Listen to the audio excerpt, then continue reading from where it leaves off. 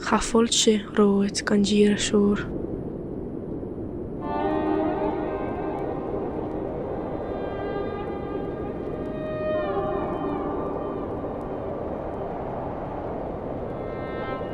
I've always felt a pull to this land.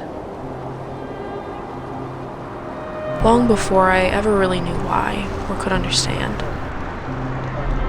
Scotland isn't just a place that you visit.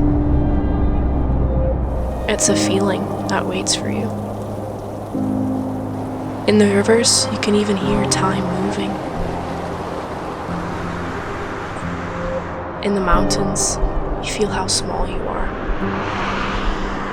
yet how deeply connected you are to the earth. Where the cliffs stand firm against the water, and the sea remembers those who came before. You can feel the strength of a land shaped by time. Every stone carries a story. Every wind carries a voice from the past echoing. This is where history doesn't live in the books. It lives in the ground beneath your feet.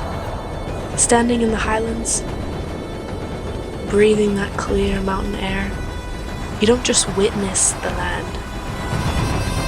you become a part of it. This is Scotland. This is the journey I've been called to take.